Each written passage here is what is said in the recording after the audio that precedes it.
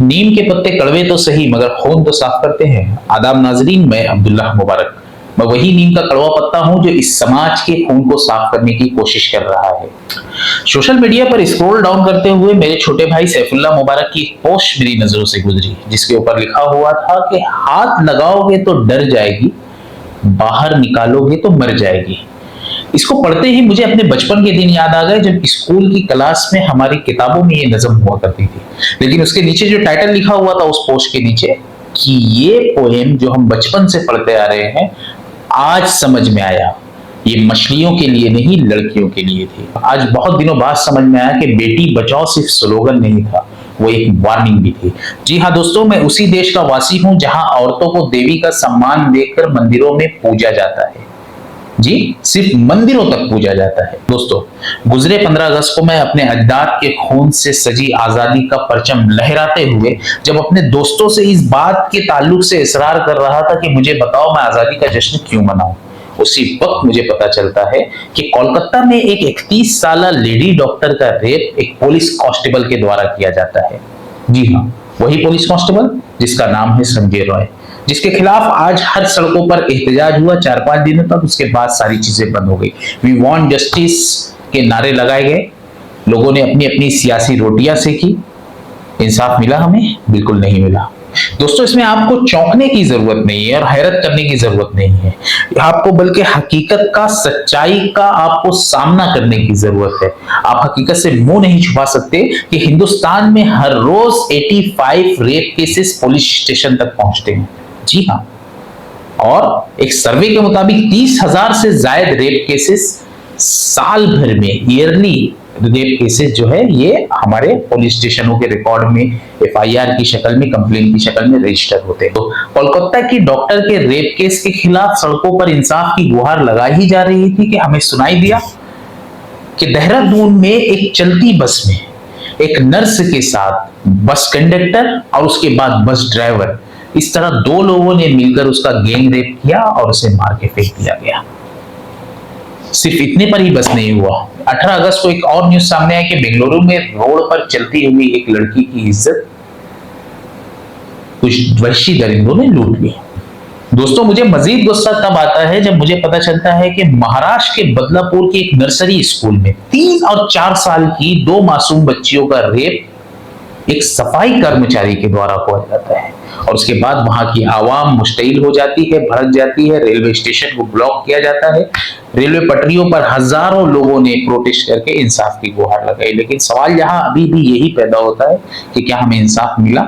इन सब खबरों के सामने आने के बाद आप ऐसा महसूस कर रहे होंगे कि इन दिनों में रेप केसेस कुछ ज्यादा ही सामने आने लगे हैं, लेकिन ऐसा बिल्कुल भी नहीं है। रेप हर रोज होते हैं लेकिन पुलिस रिपोर्ट हर रोज नहीं होते। रेप हर रोज होते हैं लेकिन प्रोटेस्ट हर रोज नहीं होते। इस देश में सबसे बड़ा प्रोटेस्ट 2012 में निर्भया कांड के बाद दिल्ली की सड़कों पर हुआ था। उसके बाद कुल मिलाकर एक लमसम अंदाज के मुताबिक अगर देखा जाए तो 9 से 10 रेप केसेस में इस देश की आवाम ने रोड पर निकलकर प्रोटेस्ट किया है, कैंडल मार्च किया है। लेकिन सवाल अब भी यही पैदा होता है कि उन रेपिस्ट के साथ क्या हुआ? क्या उनको उनके किए की सजा दी गई?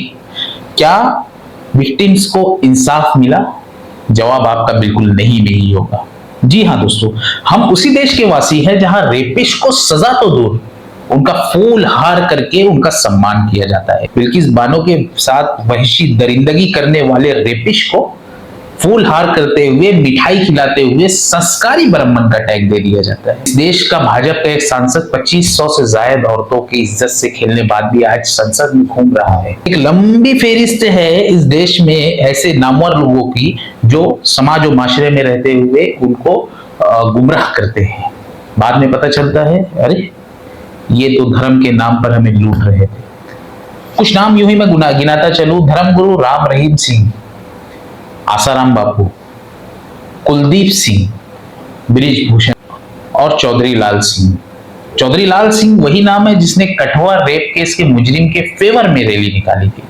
अब बाद में अपने आप को सेकुलर कहलाने वाली कांग्रेस ने टिकट की सौगात देकर उनका स्वागत किया था। अफसोस की बात यह है कि निर्भया रेप कांड के मुजरिम मुकेश सिंह से जब एक इंटरव्यू के दौरान पूछा गया कि रेप क्यों होता है, रेपिस्ट की सोच क्या होती है, उसका जवाब उसने बड़ी बेशर्मी से देते हुए कहा कि रेप की जिम्मेदार लड़कियां खुद होती हैं।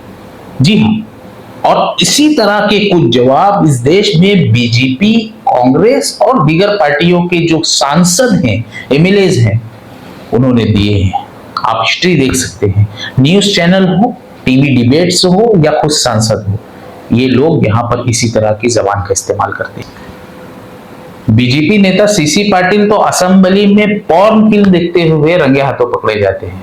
इस देश में रेप का रेशो इतना क्यों बढ़ रहा है, रेप होने के पीछे की वजूहात क्या है, रीजंस क्या है, इस पर आज हम लोग डिस्कस करेंगे। आज हम समाज को आईना दिखाने की कोशिश करेंगे। अगर इसमें किसी को शर्म महसूस हो रही हो, बेहयाई लगती हो, तो रुकिए, ये वीडियो आपके लिए ही है।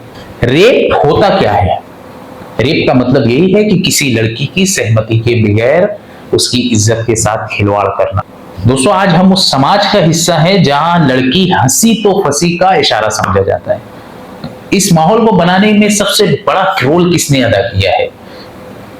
इंडियन सीरियल्स ने, बॉलीवुड की मूवीज ने, एल्बम सॉन्ग्स ने, स्टैंड अप कॉमेडियंस ने और हमारे सोशल मीडिया प्लेटफॉर्म्स ने। जी हाँ, रेप पर रोक कैसे लगाई जा सकती है और ये रेपिस्ट होते कौन है, दिखते कैसे हैं, हम इन्हें किस तरह से परख सकते हैं। देखिए, अगर आपको मेरी बात बुरी लगे तो लगने दीजिए, क्योंकि मैं हकीकत बयान कर रहा हूं। आप अगर अपने आप को लिबरल जहनियत में ढाल रहे हैं, आप अगर चाह रहे हैं कि सोशल लाइफ जिस तरह चल रही है आप भी उसी तरह चलिए, तो फिर वो दिन दूर नहीं जब बहुत अफसोस के साथ कहना पड़ सकता है कि आपके घर से भी आपको एक रिपोर्ट मिली है, आपके घर से भी आपके कानों में कुछ ऐसी चीजें सुनने में आए जिसको सुनने बाद आपके पैरों तले जमीन खिसक जाए। जी हाँ, मैं इस बात को बोलने में बिल्कुल झिझक नहीं महसूस करता कि इस्लाम ने जो महरम और नामहरम का जो कॉन्सेप्ट दिया है ना, उसको बहुत डिटेल से समझने की कोशिश करना है। आज जरूरत है, आज बिरादरान वतन को भी, मुसलमानों को खुद भी इस्लाम की असल तालीमात पर अमल पैरा होने की जरूरत है। हमें देखना है कि हमारी बच्चियां, हमारी बहनें, हमारी माएं, हमारी बहनें, हमारी बीवियां किन लोगों के साथ राब्ते में हैं, किन लोगों का हमारे घर आना जाना है, वो अपने आप को कितना महफूज फील कर रही है। क्या हमारी बच्चियां कॉलेजों में सेफ हैं? क्या हमारी बच्चियां इस समाज माशरे में सेफ हैं? नहीं, बिल्कुल भी नहीं। आप इस बात को ध्यान में रखिए। वही समाज और माशरा है जो लड़की हंसी तो फंसी का इशारा समझता है। हाँ, लड़की अगर मान गई, अगर उसकी रजामंदी हो गई, तो वो उसकी बंदी कहलाती है, या फिर वो उसको रंडी के नाम से पुकारते हैं। जी हाँ, मैंने पहले ही क्लियर वाज़े अंदाज में साफ किया है कि आज की मैं समाज को, माशरे को आईना दिखाने की कोशिश कर रहा हूं। ये वही लफ्ज है, ये वही अल्फाज हैं जो आप रोड पर सुनते हैं। आज अपने आप से पूछिए, क्या रोड पर चलते हुए आप लोग इन सभी जुमलों को अपने कानों से नहीं सुनते हैं? बच्चियों को क्या नाम से पुकारा जाता है? माल, आइटम, रावस। हाँ, ये तहजीब है हमारी।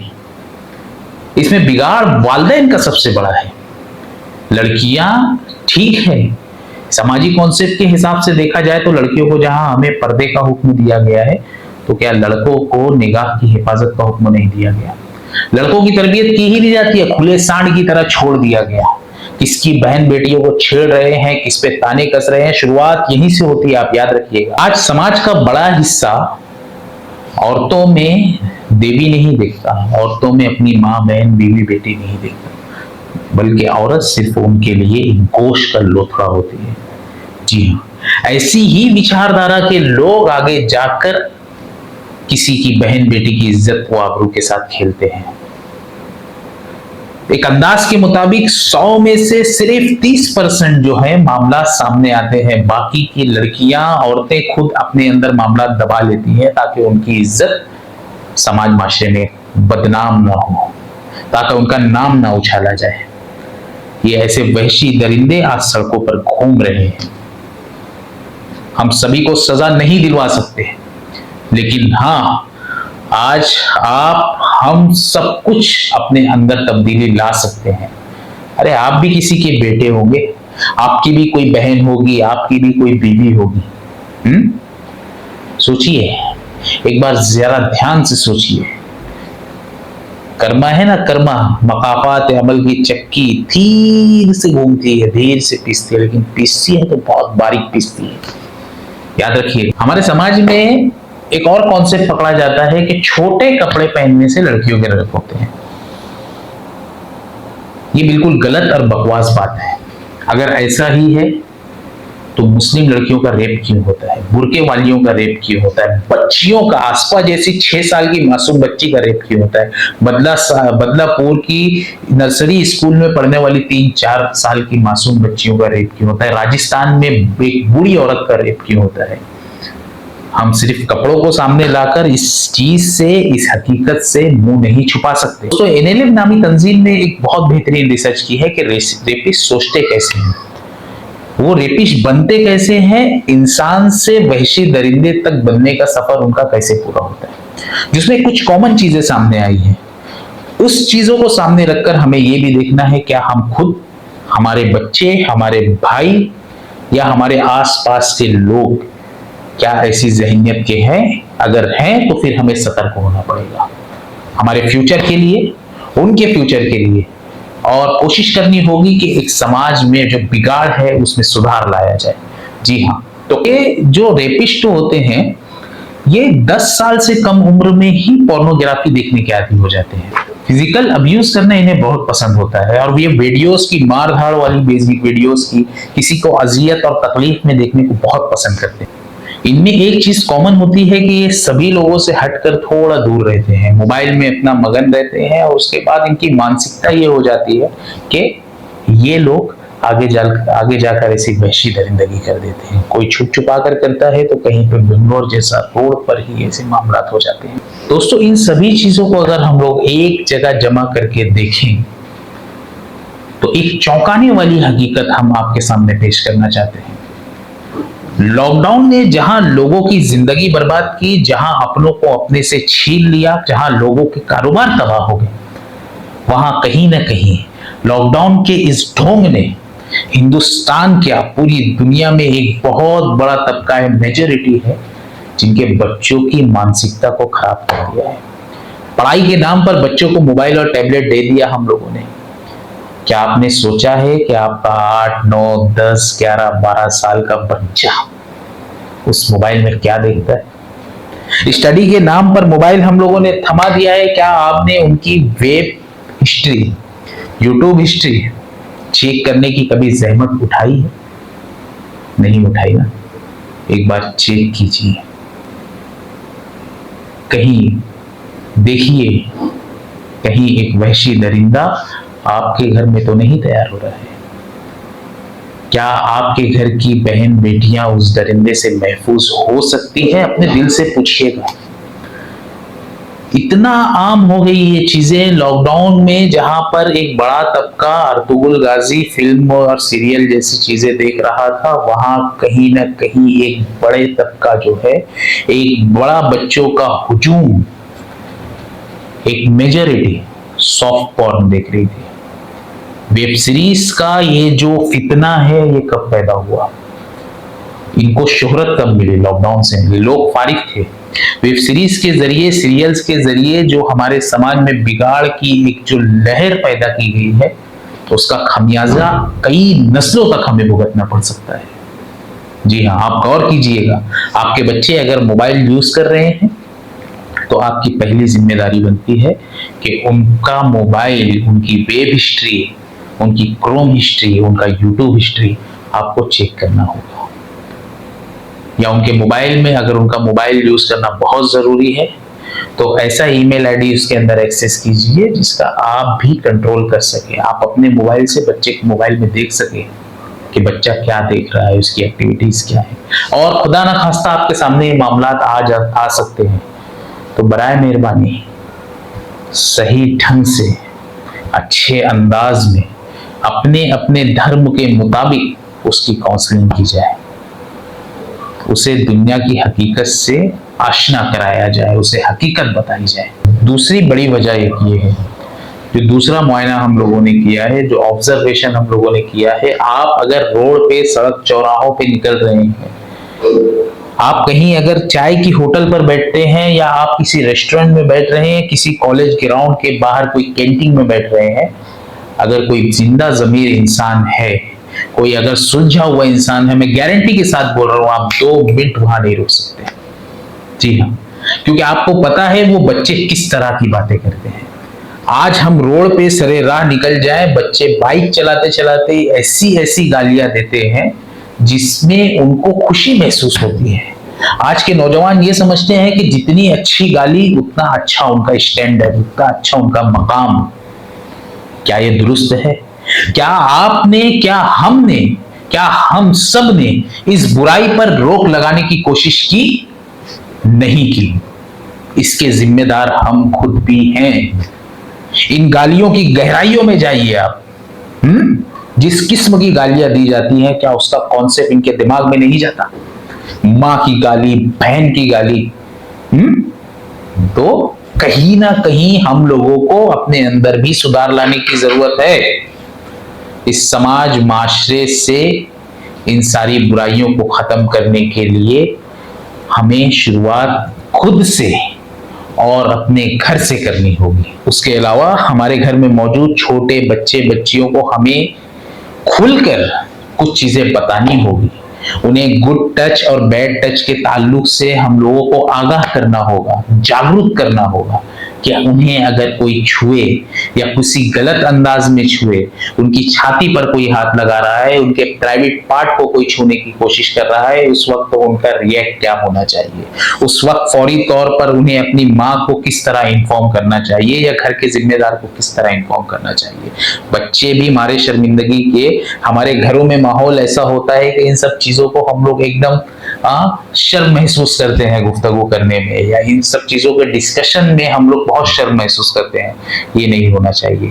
हमारे बच्चों को बचपन से ट्रेन करना चाहिए कि अगर इस तरह की कोई उनको फीलिंग आ रही है, इस तरह से कोई उनके साथ व्यवहार कर रहा है, उनको इस तरह से छुआ जा रहा है जिससे उनको गलत महसूस हो, या फिर उनके प्राइवेट पार्ट्स को, डायरेक्टली बोलता हूं मैं, उनके प्राइवेट पार्ट को कोई छू रहा है, बच्चियों की छाती को छू रहा है, बच्चों का कोई प्राइवेट पार्ट पे हाथ लगा रहा है, चाहे वो आपका रिश्तेदार हो, चाहे वो आपका पड़ोसी हो, या फिर चाहे वो आपका घर का ही कोई फर्क क्यों ना हो, उसकी माँ हो, बच्ची की माँ को फौरी तौर पर बच्ची को इन्फॉर्म करने के लिए आपको गाइडेंस देना होगा।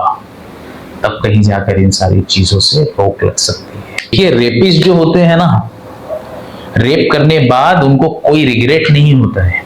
कई इंटरव्यूज मैंने देखे हैं, उसके अंदर रेपिस्ट बेशर्मी से हंसे जा रहे हैं और जिम्मेदार लड़कियों को ठहराते हैं। जी, इनको एहसास ही नहीं होता है कि उन्होंने गलत किया है। तो ये जो सीढ़ी है जिसको चढ़कर ये लोग उस लेवल तक पहुंचते हैं, हम अगर उस सीढ़ी पे ही उनको रोक लें या उस रास्ते को ही खत्म कर दिया जाए तो क्यों बेहतर नहीं हो सकता। जी हाँ, बचपन से ही इनकी ऐसी तरबियत हो, बचपन से ही इनके मोबाइल पर, इनके समाज को देखने के नजरिए पर हम लोगों को उस तरह से काम करना होगा, तब कहीं आगे जाकर हम लोगों को कामयाबी मिल सकती है। इस चीज को खत्म करने के लिए सबसे पहला अमल, सबसे पहली जो स्टेप है वो यही है कि हमें समाज से गालियों को खत्म करना होगा। गालियां खत्म कैसे होगी? पहले खुद से हमें आगे अपने आप को बढ़ाना होगा। उसके बाद अपने घर से इस बात की कोशिश की जानी चाहिए कि हमारे घर में ही एक माहौल बना दिया जाए कि हमारे घर से गालियां नहीं दी जाएगी। आपके घर में बच्चे हो, आपके घर में आपको गौर करना होगा आपका बच्चा किन लोगों के साथ उठता बैठता है, किस तरह के माहौल में रह रहा है। क्योंकि अगर जिस दिन समाज से गालियां खत्म हो गई या उसका रेशो कम हो गया, इन सब चीजों का भी रेशो बहुत गिरेगा। जिस दागा जा सकता है लेकिन रूह दागी नहीं जा सकती। दोस्तों, कुरान मजीद में अल्लाह पाक इरशाद फरमाते हैं कि जो शख्स किसी की इज्जत पर हाथ डाले वो वाजिबुल कत्ल है। जी हाँ, एक औरत की इज्जत पर हाथ डालना पूरे समाज और पूरी इंसानियत की इज्जत पर हाथ डालने के मुताबिक है। शरीयत में इसकी तो इतनी बड़ी सजा है। हमारा बोलना और हमारा मानना तो यही है कि रेपिस्ट का हाथ पांव काट कर उनको सरे बाजार लटका देना चाहिए। हम भी किसे बोल रहे हैं? उन लोगों को जो रेपिस्ट को फांसी पे लटकाने की जगह उनका फूलहार के जरिए स्वागत करते हैं, या फिर पुलिस को आजाद करा दिया जाए या आवाम को आजाद कर दिया जाए। देखिए, जब हम इस तरह की सजा की बातें करते हैं ना, तो कुछ लोगों को अजीब सा महसूस होता है, लेकिन आप एक बार उससे पूछिए जिसके साथ रेप हुआ है, वो कहेगी कि इस रेपिस्ट को एक बार नहीं 100 बार मारो, 100 बार जिंदा करो, 100 बार मारो। आप क्या जानेंगे उसका दुख दर्द। दुनिया में ऐसे कई इस्लामिक कंट्रीज हैं और उसके अलावा चाइना वगैरह में भी रेपिस्ट को 7 दिनों के अंदर जहन्नम रसीद कर दिया जाता है। कहीं फांसी पर लटका दिया जाता है, कहीं आवाम के हवाले करके पत्थरों से मार मार कर उसका कत्ल कर दिया जाता है, ताकि आगे आने वाले लोगों के लिए इबरत बन सके। देश में रातों रात डिमोनेटाइजेशन करके पूरे देश के लोगों को परेशान कर दिया जाता हो, जिस देश में रातों रात लॉकडाउन का ऐलान करके हजारों लाखों एम्प्लॉयज को जिंदगी और मौत के कगार पर लाकर खड़ा कर दिया गया जाता हो, उस देश में एक रात में फांसी क्यों नहीं दी जा सकती। जिस देश में दिन दहाड़े कानून की धज्जियां उड़ाई जाती हो, उस देश में दिन दहाड़े इन रेपिस्ट के चिथड़े क्यों नहीं उड़ा दिए जाते। जिस देश में अंधेरी रात को बेगुनाह इशरत जहां का फर्जी इनकाउंटर कर दिया जाता हो, उस देश में इन वहशी दरिंदों को क्यों सड़कों के बीच लाकर ठोक नहीं दिया जाता। जिस देश में मुसलमानों के सालों से भराए हुए घरों पर बिल्डोजर कल्चर आम हो गया हो, जिस देश में रातों रात घरों के घर उजाड़ कर लोगों को बेघर कर दिया जाता, उस देश में इन जानवरों को इबरतनाक सजा देकर उनका वजूद क्यों नहीं खत्म कर दिया जाता। मैं कसम खाकर कहता हूं कि अगर इस देश में शरिया कानून लागू हो जाए तो इस देश में रेप होना बंद हो जाएंगे। इस देश की बेटियां अपने आप को सेफ महसूस करेगी। आज हमारी कानूनी प्रक्रिया में सुधार की जरूरत है। आज हमारी सोच को बदलने की जरूरत है, वरना वो दिन दूर नहीं जब हमारी ही औरतें अपने घरों में महफूज ना रहें। जय हिंद।